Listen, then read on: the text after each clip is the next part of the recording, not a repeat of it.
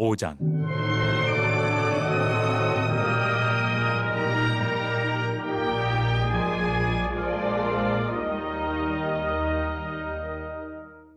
예수께서 그리스도이심을 믿는 자마다 하나님께로부터 난 자니 또한 낳으신 이를 사랑하는 자마다 그에게서 난 자를 사랑하느니라. 우리가 하나님을 사랑하고 그의 계명들을 지킬 때 이로써 우리가 하나님의 자녀를 사랑하는 줄을 아느니라. 하나님을 사랑하는 것은 이것이니 우리가 그의 계명들을 지키는 것이라. 그의 계명들은 무거운 것이 아니로다.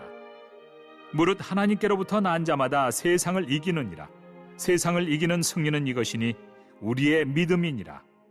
예수께서 하나님의 아들이심을 믿는 자가 아니면 세상을 이기는 자가 누구냐? 이는 물과 피로 임하신 이시니 곧 예수 그리스도시라. 물로만 아니요 물과 피로 임하셨고 증언하는 이는 성령이시니 성령은 진리니라. 증언하는 이가 셋이니 성령과 물과 피라. 또한 이 셋은 합하여 하나이니라. 만일 우리가 사람들의 증언을 받을진대 하나님의 증거는 더욱 크도다. 하나님의 증거는 이것이니 그의 아들에 대하여 증언하신 것이니라. 하나님의 아들을 믿는 자는 자기 안에 증거가 있고 하나님을 믿지 아니하는 자는 하나님을 거짓말하는 자로 만드나니 이는 하나님께서 그 아들에 대하여 증언하신 증거를 믿지 아니하였습니다. 또 증거는 이것이니 하나님이 우리에게 영생을 주신 것과 이 생명이 그의 아들 안에 있는 그것이니라. 아들이 있는 자에게는 생명이 있고 하나님의 아들이 없는 자에게는 생명이 없느니라. 오늘 1월 8일 금요일 아침에 주시는 하나님의 말씀은 요한일서 5장 1절부터 12절 말씀입니다. 사도 요한이 복음의 말씀을 적어서 보내고 있는 수신자들은 여러 가지 어려움을 당하고 있었습니다. 그 가운데 외적인 어려움보다도 그들을 짓누르고 있는 또 다른 근심, 어려움들은 하나님께서 주신 이 구원이 과연 취소될 수 있는가라고 하는 문제로 이어지고 있습니다. 하나님이 그리스도인들을 선택하셨고 구원하셨는데 나는 과연 그 구원을 끝까지 이루어 나갈 수 있는가라고 하는 문제는 굉장히 중요한 문제였을 것입니다.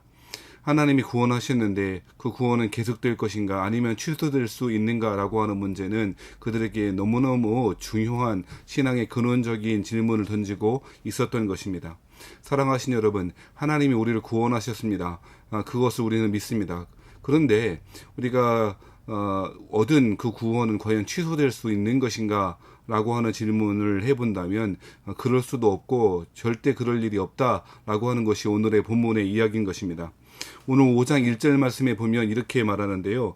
예수께서 그리스도이심을 믿는 자마다 하나님께로부터 난 자니 또한 낳으신 이를 사랑하는 자마다 그에게서 난 자를 사랑하느니라 라고 이야기합니다.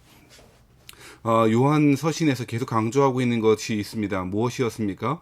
하나님을 알고 믿게 되어지면 중생 얻은 사람은 하나님을 사랑하게 된다라고 하는 것이고 그 사랑하는 마음은 반드시 이웃을 사랑하는 마음으로 행함과 진실함으로 사랑하는 것으로 반드시 열매 맺게 되어진다라고 하는 이 사랑의 선순환, 구원의 선순환을 이야기하고 있었더랬습니다. 그런데 문제는 그렇게 내 마음이 실제로 하나님을 믿는다고 할지라도 내가 이제 여러 가지 이유 때문에 환난이나 박해나 여러 가지 핍박하는 일 때문에 그리스도의 복음을 저버리게 되지 않을까라고 하는 생각을 할 수가 있겠죠.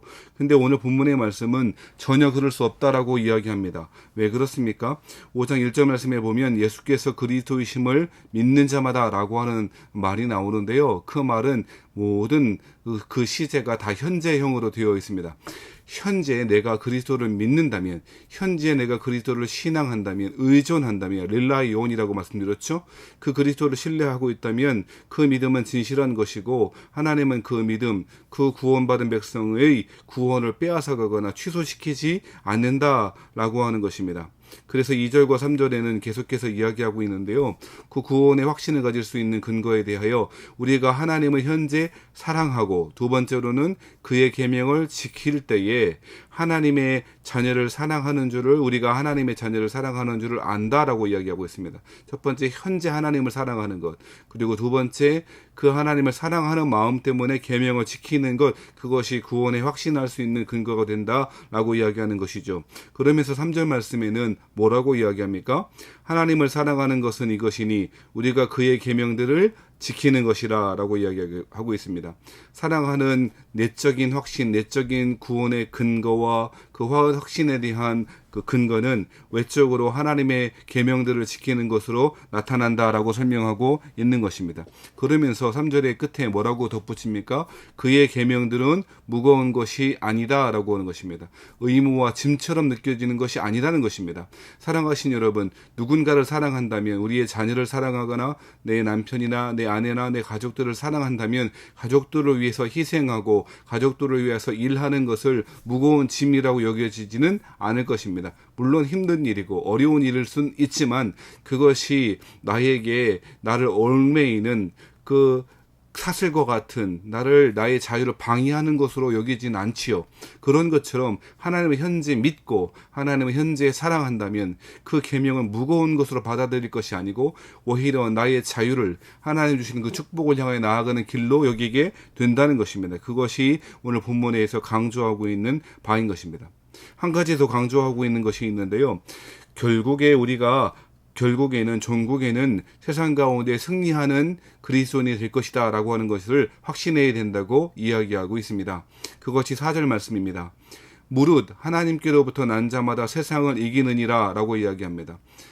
오늘 본문의 청중들이 처음 이 글을 읽었을 청중들이 겪고 있는 상황들은 세상이 너무 커 보이는 상황이었습니다. 그리스도인들은 갑갑한 마음을 가지고 그들은 세상이 너무 큰 힘으로 자신들을 억제하고 있는 자신의 자유와 자신의 모든 것을 빼앗아 버릴 수 있는 그런 무시무시한 힘을 느끼고 있었을 것입니다. 그런데 오늘 본문의 말씀에는 뭐라고 이야기합니까? 하나님께로부터 난 것이므로, 하나님이 주신 생명이므로, 하나님이 승리하셨으므로 그리스도께서 십자가에서 모든 불의와 악을 이기시고 승리하셨으므로 그리스도인들은 당연히 그리스도와 함께 승리할 것이다.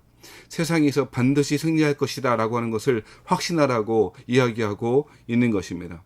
그러면서 이 세상을 이기는 승리, 그 원동력은 우리의 믿음이라고 이야기합니다. 하나님께서 주신 그 선물로 주신 그 믿음이야말로 그리스도인이 확신할 수 있는 승리의 공식이라고 이야기하고 있다는 것입니다. 사랑하신 여러분, 세상이 아무리 커 보여도 그리스도인들은 반드시 승리할 것입니다. 세상이 아무리 세 보여도 그것은 종이 호랑이에 불과합니다. 우리가 그리스도와 하나 되어 있다면, 그리스도 안에 있다면, 현재 그리스도를 믿고 있다면 우리는 반드시 세상에 승리할 것입니다. 이 사실을 확신하시는 저와 여러분 되었으면 좋겠습니다.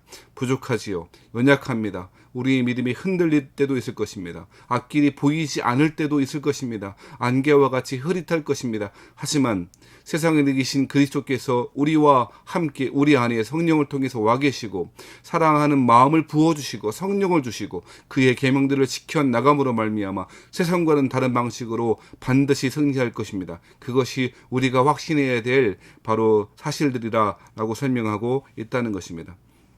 그러면서 5절 말씀에 이렇게 말합니다. 예수께서 하나님의 아들이심을 믿는 자가 아니면 세상을 이기는 자가 누구냐라고 이야기합니다. 우리의 승리의 근원이 되신 분은 바로 예수님이심을 이야기하고 있다는 것이죠. 그런데 이렇게 승리하신 것은 6절 말씀에 보면 물과 피로 임하신 이시니 곧 예수 그리스도시라.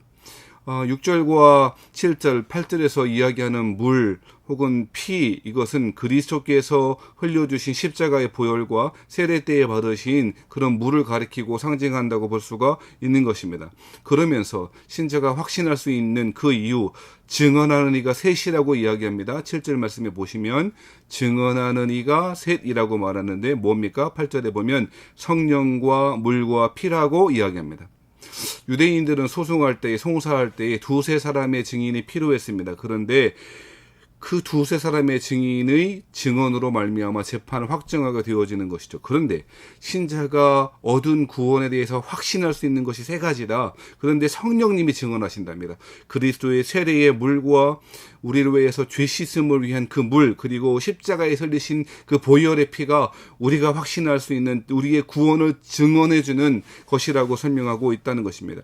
그 어떤 것이 더 큰 증언일 수 있겠고 이보다 더 확실한 증거가 어디 있겠습니까? 사랑하신 여러분, 성령님이 함께 계시는 것, 그리스도의 물, 그리스도의 피야말로 우리가 성령 안에 구원받았음을 확신할 수 있는 근거라고 이야기하고 있습니다. 그래서 9절 말씀에는 비교하고 있죠. 뭐라고 비교하나요? 만일 우리가 사람들의 증언을 받을진대 하나님의 증거는 더욱 크도다. 사람들의 몇몇 사람들의 증언으로 재판이 확정되어진다면, 하나님이 우리를 위해서 증언해 주신다면 어찌 우리가 의심할 수 있겠는가 라고 이야기하고 있는 것이죠. 사랑하신 여러분, 이 확신 안에서 2021년을 살아가시는 저와 여러분 되길 바랍니다. 혼돈의 시대에, 카오스의 시대에 진리 대신 하나님의 말씀을 붙잡고 구원의 확신과 기쁨과 환희 가운데 승리하시는 저와 여러분 되시기를 주의 이름으로 축원합니다. 넘어지고 자빠지고 낙담할 상황들이 주어진다 할지라도 궁극적인 승리를 이루신 그리스도를 붙잡고 믿음 안에 승리하시는 저와 여러분 되시기를 주의 이름으로 축원합니다.